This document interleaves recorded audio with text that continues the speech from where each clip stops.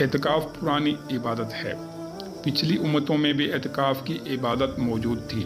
چنانچہ پارہ اول سورہ البقرہ کی آیت نمبر 125 میں اللہ تعالی نے ارشاد فرمایا وَآحِدْنَا إِلَىٰ إِبْرَاهِيمَ وَإِسْمَاعِيلَ أَن طَهِّرَ بَيْتِيَ لِلطَّائِفِينَ وَالْعَاكِفِينَ وَرُكَّعِ السُّجُودِ، اور ہم نے تاکید فرمائی ابراہیم و اسماعیل کو کہ میرا گھر خوب ستھرا کرو طواف والوں اور اعتکاف والوں اور رکوع سجود والوں کے لیے۔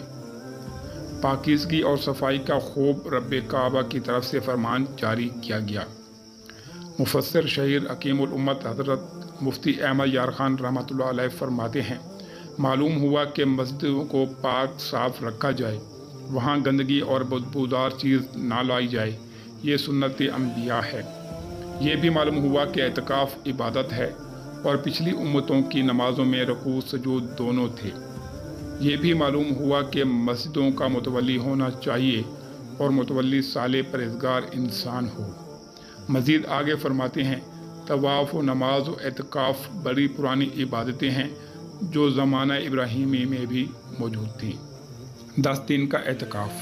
ام المومنین حضرت عائشہ صدیقہ رضی اللہ تعالی عنہا فرماتی ہیں رسول اکرم صلی اللہ تعالی وسلم رمضان المبارک کے آخری عشرہ یعنی آخری 10 دن کا اعتکاف فرمایا کرتے، یہاں تک کہ اللہ تعالیٰ نے آپ صلی اللہ تعالی وسلم کو وفات ظاہری عطا فرمائی۔ پھر آپ صلی اللہ علیہ وسلم کے بعد آپ صلی اللہ علیہ وسلم کی ازواج مطہرات اعتکاف کرتی رہیں۔ معتکف کا مقصود اصلی انتظار نماز باجماعت۔ فتاوی عالمگیری میں ہے اعتکاف کی خوبیاں بالکل ہی ظاہر ہیں، کیونکہ اس میں بندہ اللہ کی رضا حاصل کرنے کے لیے کلیتاً یعنی مکمل طور پر اپنے آپ کو اللہ تعالی کی عبادت میں منہمک کر دیتا ہے اور ان تمام مشاغل دنیا سے کنارہ کش ہو جاتا ہے جو اللہ کے قرب کی راہ میں حائل ہوتے ہیں، اور معتکف کے تمام اوقات حقیقتاً یا حکماً نماز میں گزرتے ہیں، کیونکہ نماز کا انتظار کرنا بھی نماز کی طرح ثواب رکھتا ہے، اور اعتکاف کا مقصود اصلی جماعت کے ساتھ نماز کا انتظار کرنا ہے، اور معتکف ان فرشتوں سے مشابہت رکھتا ہے جو اللہ کے حکم کی نافرمانی نہیں کرتے اور جو کچھ انہیں حکم ملتا ہے اسے بجا لاتے ہیں، اور ان کے ساتھ مشابہت رکھتا ہے جو شب و روز اللہ کی تسبیح پاکی بیان کرتے رہتے ہیں اور اس سے اکتاتے نہیں۔ ایک دن کے اعتکاف کی فضیلت۔ فرمان مصطفیٰ صلی اللہ تعالی وسلم جو شخص اللہ کی رضا و خوشنودی کے لیے ایک دن کا اعتکاف کرے گا اللہ تعالیٰ اس کے اور جہنم کے درمیان 3 خندقیں حائل کر دے گا۔ ہر خندق کی مسافت یعنی دوری مشرق و مغرب کے فاصلے سے بھی زیادہ ہوگی۔ سابقہ گناہوں کی بخشش۔ ام المومنین حضرت عائشہ صدیقہ رضی اللہ تعالی عنہا روایت کرتی ہیں کہ سرکار عبد قرار شفیع روز شمار صلی اللہ تعالی علیہ وسلم کا فرمان خوشگوار ہے من اعتکف ایمانا واحتسابا غفر لہ ما تقدم من ذنبہ، جس شخص نے ایمان کے ساتھ اور ثواب حاصل کرنے کی نیت سے اعتکاف کیا اس کے پچھلے گناہ بخش دیے جائیں گے۔ حضور اکرم صلی اللہ علیہ وسلم کی جائے اعتکاف۔ حضرت سیدنا نافع رضی اللہ تعالیٰ عنہ کہتے ہیں حضرت سیدنا ابن عمر رضی اللہ تعالیٰ عنہما فرماتے ہیں مدینہ کے سلطان رحمت علیمان سرور ذیشان صلی اللہ علیہ وسلم رمضان کے آخری عشرے کا اعتکاف فرمایا کرتے تھے۔ حضرت سیدنا نافع رضی اللہ تعالیٰ عنہ فرماتے ہیں کہ حضرت سیدنا عبداللہ ابن عمر رضی اللہ تعالیٰ عنہ نے مجھے مسجد میں وہ جگہ دکھائی جہاں سرکار مدینہ صلی اللہ علیہ وسلم اعتکاف فرماتے تھے۔ سارے مہینے کا اعتکاف۔ حضرت ابو سعید خدری رضی اللہ تعالیٰ عنہ سے روایت ہے ایک مرتبہ سلطان دو جہاں شہنشاہ کنو مکہ رحمت علیمان صلی اللہ علیہ وسلم نے یکم رمضان سے 20 رمضان تک اعتکاف کرنے کے بعد ارشاد فرمایا میں نے شب قدر کی تلاش کے لیے رمضان کے پہلے عشرے کا اعتکاف کیا، پھر درمیانی عشرے کا اعتکاف کیا، پھر مجھے بتایا گیا کہ شب قدر آخری عشرے میں ہے، لہذا تم میں سے جو شخص میرے ساتھ اعتکاف کرنا چاہے وہ کر لے۔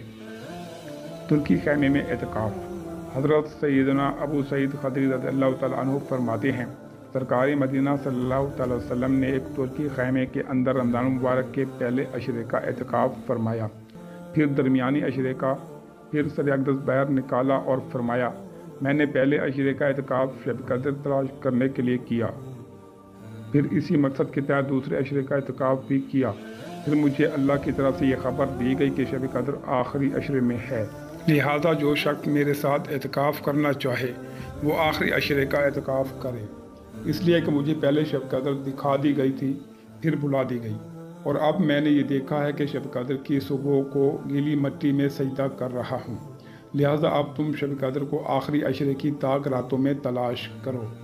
حضرت سیدنا ابو سعید خدری رضی اللہ تعالیٰ عنہ فرماتے ہیں کہ اس شب بارش ہوئی اور مسجد شریف کی چھت مبارکہ ٹپکنے لگی، چنانچہ 21 رمضان المبارک کی صبح کو میری آنکھوں نے میرے آقا مکی مدنی مصطفیٰ صلی اللہ تعالی وسلم کو اس حالت میں دیکھا کہ آپ صلی اللہ علیہ وسلم کی مبارک پیشانی پر گیلی مٹی کا نشان علی شان تھا۔